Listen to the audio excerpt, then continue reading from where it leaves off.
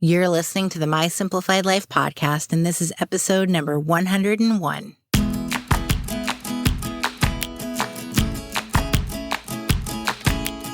Welcome to the My Simplified Life podcast, a place where you will learn that your past and even your present don't define your future.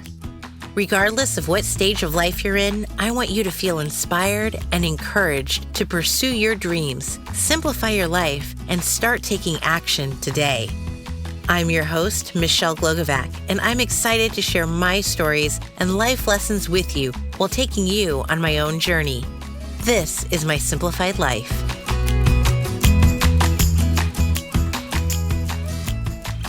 Hey friends, welcome back to another episode. I'm your host, Michelle Glogovac. It's rare that I have had a guest come back for a second interview, so today's guest really stands out with her third appearance on the show. I'm honored to be able to not only call Allie Casazza a collaborating partner, but my friend as well. I watched Allie land a book deal, tirelessly write that book, and today she's launching it out into the world.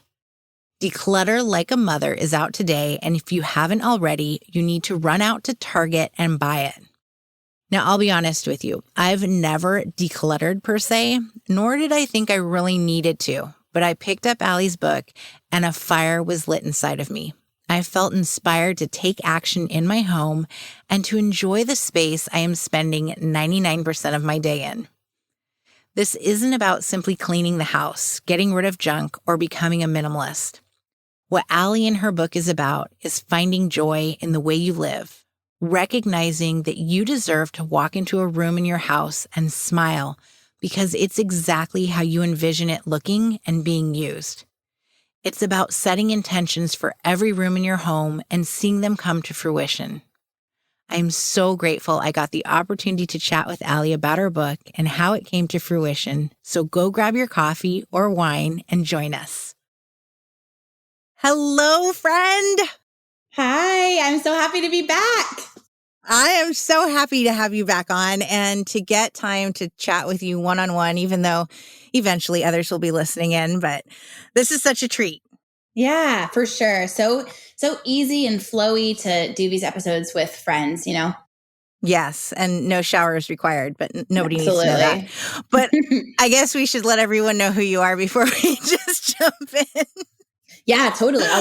I'll just give them the rundown. Do it. Okay, cool. So I'm Allie, and my work online is geared towards women, especially mothers. Really, it's just like lifestyle. What is causing you to feel heavy? What is at the root of the issue? I love helping women really, really dig deep and figure out the root cause of what's got them stuck, what's making them feel, like I said, just super heavy, really burdened. And I kind of just over the last 6 years have built out this method that spans over everything that encompasses a woman's life.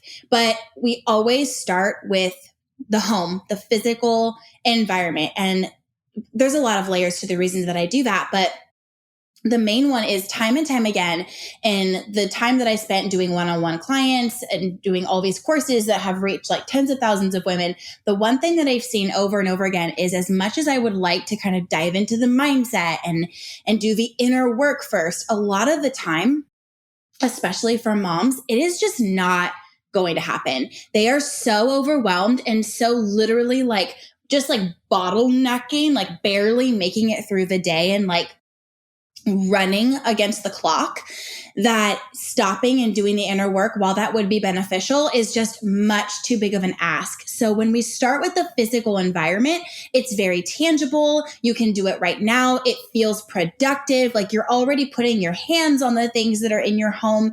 You might as well like get rid of what's taking up your time, taking up your energy unnecessarily. And then I also find that when we work on the physical environment first, it's so therapeutic. Like you are literally, when you get rid of things, you are giving yourself more time in your week, which is huge. And then you can use that time to do that inner work, to focus on mindset, to look at like what's going on with your schedule and your relationships and all of that other stuff. So I love to start there. And this is my first book. My first traditionally published book is is out. Declutter Like a Mother comes out September 7th. And which is when this is airing. Perfect. So go get it. But So that today, is, go get it. yes, that is where we start in this book. It is all about the physical space, how it affects you, what to do about it. This book is like, and this message and this method is about freedom for women who have been bogged down for far too long and feel like they're the problem, and you're not. There's a lot of other factors, and I love to look at the environment as the first one. I know I'm going to give my testimony for your book because I knew it was coming out, so I was excited about it. I have not taken your course. So full disclosure, like I have not taken Declutter Like a Mother. I pick up the book and I read it super duper quickly. And I felt this inspiration to get off my ass and go literally declutter. And I had rooms in the house. There was definitely like the toys. We can get into that. Yeah, that's just like a chaotic shit show in the family room. And it's overwhelming. And I can do every Saturday, I could go through it and clean out things and throw out things, and it doesn't make a difference. So in the book, you say, start with the bathroom. And I was like, yes, this is genius. We have 2.5 bathrooms in our house, and the main bath upstairs, nobody really uses because my stepkids, it was their bathroom. And they've left all of their stuff in there, but they literally have not used it in like 2 years. So I went, okay, this is it. I'm tackling this. And I went in with the mindset of I'm going to make this like the guest bathroom. And if somebody comes over, I love this part of your book, you can have all of the necessary, wonderful things like the shampoo and, the nice towels and everything like that. I threw out the nail polish. I got the kids involved, and I was like, damn, I'm good. And it just started the trickle effect of, okay, now I'm going to tackle the kids' closet. And you would be amazed. I still have to do my own closet. And I'll post a picture on Instagram of this is where I need to go next. But there's definitely, it's such a weight lifted off your shoulders. And I've noticed that I get anxiety when there's too much stuff, like on the kitchen counters. Just if there's stuff, I'm like, Yeah, So absolutely. It's science. How did you discover this? Yes, go into this. How did you discover like this is where we should start? Yeah. So, okay. I'm going to go back to like kind of near, not the beginning of my business really, but like the beginning of I had been blogging for like years and years before I ever turned any of this into a business. And I was well into my blogging journey, and I had started to share like I was figuring this out for myself. So my whole business and then what turned into like this method, this framework for women's lifestyle like solutions came from my own personal struggle, which I think most businesses that when they really work, they always come from the founder's personal struggle, because our stories, like they write our lives and we better them when we figure things out and we share that with others. So for me, I had like 3 really little kids, babies and toddlers. I hadn't had Emmett yet, so I only had 3. And I was just like, okay, I literally like, I wanted this. I wanted to have these kids and live this life and be in the place that I'm at right now. But I was so like lackluster. I was so struggling with depression. I woke up feeling like that dread in my gut, like I don't want to do this day. I'm still exhausted from yesterday and all the days before. It just felt like they just kept stacking up, and it was causing this like massive amount of overwhelm. And then as a mom, of course, I felt guilty for feeling those feelings. But there was like no solutions. Like I read mommy books and read blogs and watched videos and Googled, and I was even asking around, and everyone was telling me like, this is just motherhood. It is so freaking hard. And like, you'll get through it barely, but you will get through it. But also just like, make sure you soak up all the days because it just flies by. And that was the message. That was it. And it was this like hopeless, try to find joy in the mundane, good luck kind of situation. And I sat with that for so long and accepted it as truth and lived that way. And it just like literally wasn't working. And I got to a point where just because of my personality, I'm like, okay, I actually like cannot get behind this anymore. And I'm just going to find a different way. And so I started to notice like what is it exactly? Like, Michelle, like when you get into those seasons of life where you're just like going and you don't even really know what you did that day. Mm-hmm. Like you get to the end of Yep. it and you're just like, it's like driving the car and you don't remember getting there. Like you don't remember driving there. Your mind was going. It's like that. And so I was in that. I was like, okay, I'm going to stop that and just notice. And I didn't, it's crazy. Like we naturally are solution creators. Like I was just naturally, awareness is power. Awareness is the first step to change. So just naturally was like, I'm just going to become aware of what I'm actually doing. And what I noticed was it all had to do with my physical environment. I was literally picking up stuff we didn't really need or use. It was just getting pulled out by the kids or getting pulled out by us because it existed, but we didn't necessarily need it. Or if we did need it, fine. But most of the stuff we didn't. It was just crap everywhere. Every drawer I opened, I had to sift through it to try to find what I was looking for. Like I noticed that my physical environment was all I spent my time on, trying to catch up, trying to clean, trying to get ahead of the kids while they're behind me ripping things to shreds because they were toddlers and babies and there was stuff everywhere.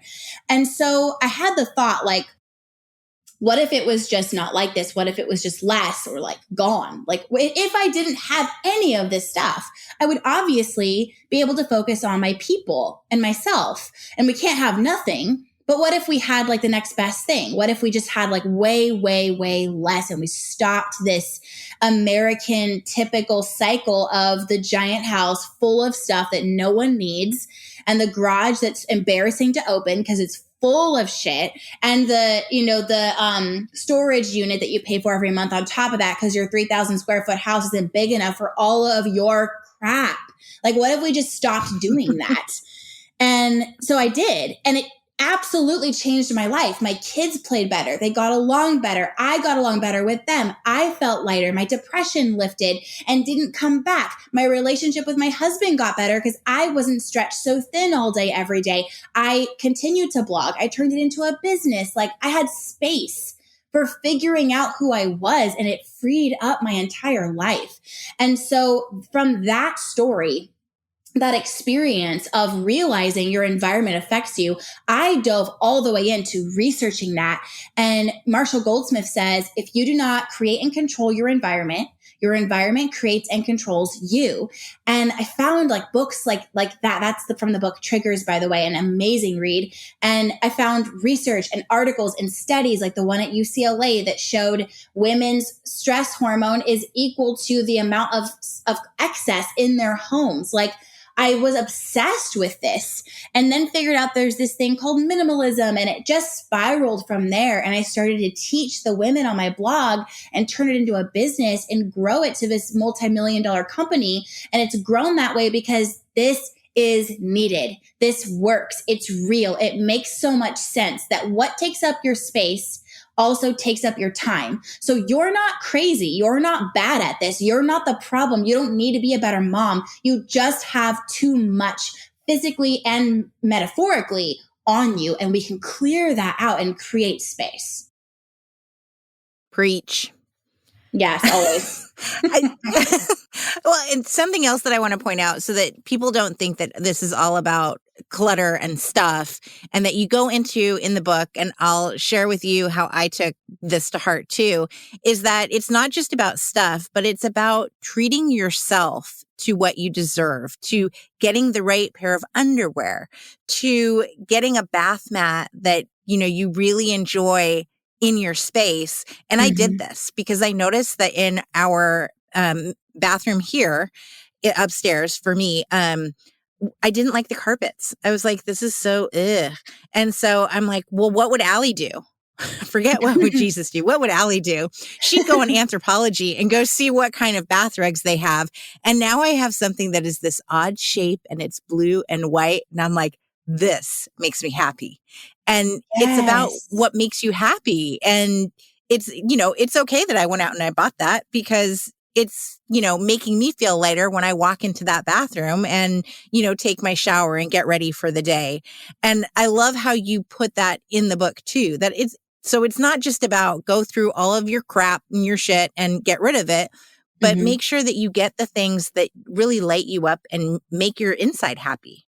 Yes, it's not about less just for the sake of having less. It's about let's look at your environment and set an intention for it. Like most people are paying the bulk of their monthly budget to the space they live in, whether it's a rent or a mortgage.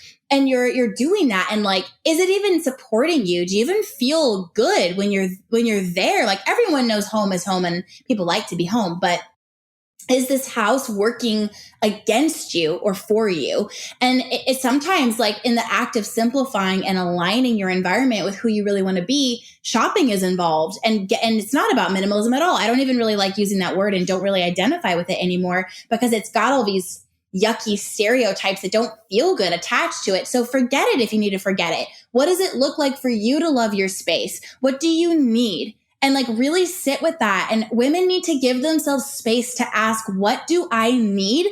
And then to provide that for yourself, even if it inconveniences someone else, even if it means spending some money, God forbid, on something that just purely makes you happy and like your space better. Like, the book is about freedom. The book is about environment and setting yourself free from everything that's not working. And that can look like you said, a lot of different ways. I love it. I was like your book blew me away. It was so Thank you. motivating, and I'm so proud of you. I'm Thank really you. lucky to get to call you friend, and then to have this in my hands, and it's going to make me cry. Thank you. Same. You're so sweet. I appreciate that so much. No, it's something that we need more of, and it's not just for moms. It's, I wish I had this when I was single, and, before I collected all of this stuff. And when I moved in with my now husband, I got rid of a ton of stuff. Like, I was a book hoarder. Now I'm like, well, if the book really means something to me, then I'll hold on to it. But otherwise, I got rid of stuff. I truly decluttered when we joined our houses together, and I could have had a lot less instead of, the single person who had a 3-bedroom condo to herself, because I could fill every room. So, whether you're single, you're married, you have kids, it really does not matter. This is a lifestyle. Yeah, absolutely. And I want women that are going into college to get this book. I want people that are going through life transitions to get this book. Like, this is a load lightener through and through. And you think I'm holding a trash bag on the cover, and you see the title, Declutter Like a Mother, and you put it all together and you think it's one way, and it's not. It's so much deeper. It's so expansive. Like, this book will expand you as a human and help you see you are not the problem, and you are in ownership over what the problem actually is. And then we'll get super, super practical, and I'll help you actually carry this out. And your life is going to shift. It's going to be so much better and happier and full of what you want it to be full of, not what you feel like it has to be full of. And then you have challenges and courses that go with this, right? Yeah, absolutely. So, okay, Declutter Like a Mother is actually the name of my free challenge that I normally run every January. And I started it about 5 years ago, and it immediately, like, Declutter Like a Mother put my name, it put me on the map, so to speak. Like, it just started picking up so much speed. And at one point we had like 80,000 women signed up one year. And it was insane. Like, no Facebook ads, just word of mouth. It was so crazy. It's grown that much. But so we do that every year to just try to like spread the word and help people that are already know about me and this message, like, just get a big surge, get a good push forward at the new year. And then the program that I have, there's lots of different programs, and they span over, like I was talking earlier about my method. And Your Uncluttered Home is the paid program that I like to tell people to start with if they can, because that is the one all about your environment. And it's got a lot of visuals and like audio, and it's just much more immersive than a book can be. But the book also makes it super available and like easy access for anyone in any budget. Pretty much everyone can get a book. And that was my goal with this book. I love it. Now, how often should we say we've decluttered? I've gone through the entire house. Now, when should we revisit it? So this is just what I do. Once I felt like, okay, like I've gone through all the areas of my home, there are no more like secret, I call them clutter crutches, like secret hidden areas where I can just throw shit and forget about it. Like I've gone through everything. I've made the hard decisions. I've got my sentimental stuff under control. I'm happy with what my choices, and I'm, I guess, done. I like to go by the seasons. So whenever we're entering a new season, I kind of just take a look at my environment and ask myself, what's feeling a little heavy? What needs to be gone through again? I would say pretty much every season we revisit the kids' toys just because their birthdays are really spread out. So there's always someone that had a birthday, or some people gave them things, or a holiday has happened.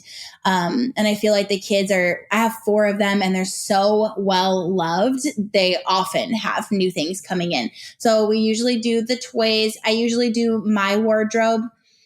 Pretty much every season, just rechecking, where's my body at? Have I shifted? Do I need to like take care of myself there? Like let some things go, bring some new things in. What's the vibe? And then, I don't know, I guess the other season, sometimes the kitchen will stand out to me. Like, I just feel like, I don't know how this happened, but we have too much stuff in the kitchen. I'm going to do that. It's just kind of like checking in and seeing like, stuff's just coming in all the time. And so, and you can protect that and you can guard it, but you know as well as I do, it still happens. Kids' paperwork, kids' toys, just things that you thought were really cute, that you thought you would love in your house, and then turns out you live with it for a few months and it's not really working and you need to donate it. Like just things like that. I like to just check in every season and make sure that my environment is still supporting me, because the worst thing that could happen in terms of your environment is that you're spending all that time there, paying all that money for it, and it's hurting you instead of supporting you. And you mentioned the kids, and I love that you brought this up in the book because I thought it was the most unique idea ever. I'd never heard of it. But when you have like a birthday party, instead of people bringing gifts saying, hey, just give $5, and then the kid gets to go out and choose their own present. I'm like, that's genius. And it reminded me of, we went to a birthday party over the summer, and it was kind of funny because the mom, I think I texted you this, she came up to me and she goes, oh my gosh, I heard you on Allie's podcast. I didn't even know. So now I'm following you. Oh it was my gosh, claim yes. to fame. But as we left, instead of giving us these goodie bags with, the dollar spot stuff, she just gave everybody a $5 gift card to Baskin Robbins. And I thought that was genius. I'm like, great. I don't have more crap to go, throw out here in a week. It's something that we can use. I thought it was absolutely brilliant, and it reminded me of your Fiverr parties. Yeah, we do those all the time. We're actually like, my kids love their birthdays. I love my birthday too. Like, we're a big celebrating family. We celebrate everything. And we'll like make a cake. Anytime there's an excuse to make a cake, we'll make a cake.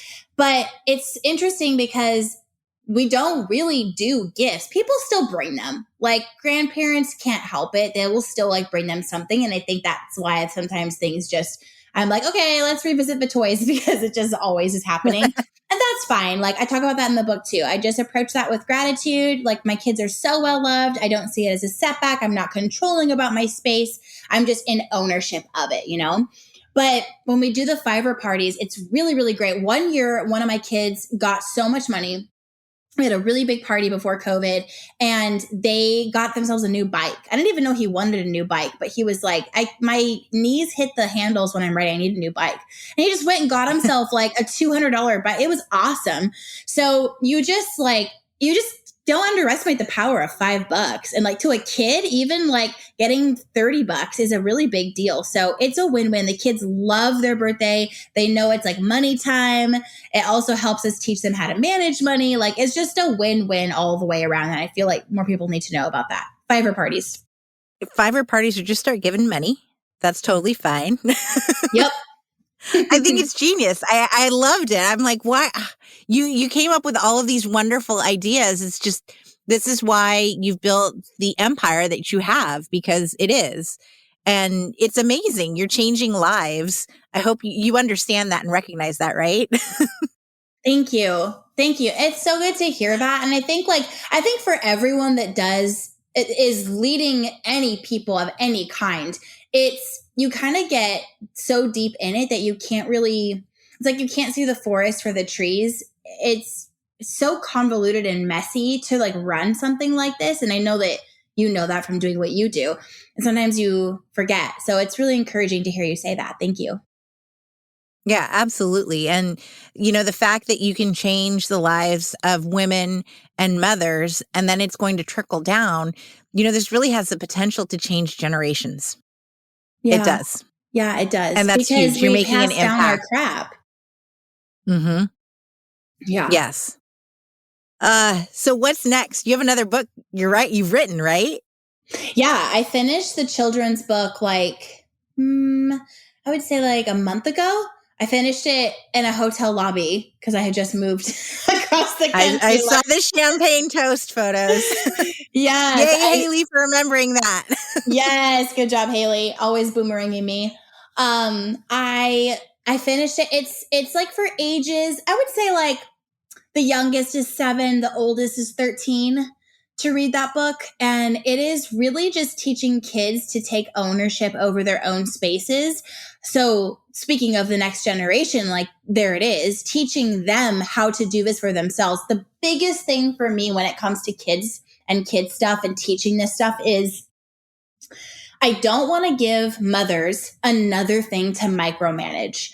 I want the way that I teach parents, like in the Uncluttered Kids course, and in all the times that I'm live and like teaching on the podcast and everywhere, I'm always teaching it in a way that they can teach their little ones or older ones, wherever they're at, how to do this, how to live this way, and how to make decisions in their space and about their stuff for themselves so that the mom is not having to also like make sure you do your chores and then also decluttering and making sure that we're living this lighter life. Like I want this to become a part of your family culture so that the kids grow up empowered and have a healthy relationship with things and are not a part of consumerism, but are also not miserable minimalists that don't feel like they can't shop. You know what I mean? Like I want to make this healthy relationship with our environment and our things a part of everyone's family culture so that the burden's actually off of the mother and the whole family is understanding, even if your spouse is not supportive, that you know how to do this, that your kids are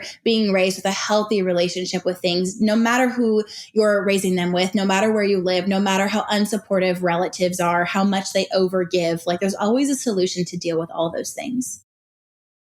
And it's important to remember that it's your life. Absolutely. If someone outside of your household doesn't agree with it, tough luck. This is your environment, your life, your livelihood. And we need to remember that we have to put ourselves first. Absolutely. Absolutely. And I think like as women, we really like give away our power a lot. I mean, in little ways, like it is your space. And if there's like a mother-in-law or a parent or whoever, a great aunt, like whoever trying to, oh, well, this is just how I show love. And like, it's inconveniencing you. Like that is your time. This is your motherhood. This is your space. They're not the ones that have to clean it up like you do. So it's about taking your power back and finding your voice and speaking your truth. Decluttering is never about clutter. It is always about a deeper issue. You will always go into someone's home and see physically with your eyes what their space looks like. And you can find that it's always going to be connected to a deeper issue, whether it's a lack of self-worth, a lack of being able to speak up for yourself, a lack of boundaries, whatever it is, it's always a deeper issue. So it's, if you can, for yourself, those who are listening, figure that out. Like, what is this tied to? I was having a conversation with Greg McEwen, the author of Essentialism, and he was saying, it's like, what have you hired clutter to do for you? What is this? How is this protecting you? What is it protecting you from? What are you benefiting from having the clutter? And that's so true because there's always a deeper reason. It is just a physical manifestation of what's going on within you. So as you're decluttering, I said we start there and we do the inner work later, but actually it's my sneaky little way of getting you to do the inner work through the physical work because it is all connected. Yes. Oh, I love this. And I'm looking at my closet. I'm like, you're next. You're This is a on the physical list. manifestation of my inner shit, and I am done. Yes. I can't wait to tackle it all. The rest of the house, I'm coming for you. Yes. You are such a joy. I love you, friend. And I am so freaking proud of you and this book. Everyone's going to get it. You got to go to Target because it's going to be in Target. It's going to be in Target after all that pushing and praying and trying. I'm going to have Daniel cue some yay sounds in the back for that. Yes, please. And it is out today. Yay. I'm saying this a month in advance or so. So this is exciting to say this. I am so proud of you. Congratulations. Thank you, friend. And thank you so much for giving me space on your hard-earned, hard-built platform to talk about this. I appreciate you so much. I appreciate you. Thank you. I can't begin to tell you how much fun I had talking to Allie. Hopefully you could tell by our conversation. Declutter Like a Mother is so good, and I promise you will want to start setting intentions for your home before you even finish it. Friends, this isn't just a book for moms, and heck, I'd venture to say it isn't just for women. We all deserve to set the intention for the way we want to live, and this book is the start to helping each and every one of us do exactly that. I'm still a work in progress, but I've started the process, and I'm going to keep at it. Allow yourself to do something for yourself. Start by getting yourself a copy of Allie's book today and let it set the tone of what's to come for you. You deserve this, I promise. Until next week, friends, allow yourself to spoil yourself in your home, in your mindfulness, and in your body.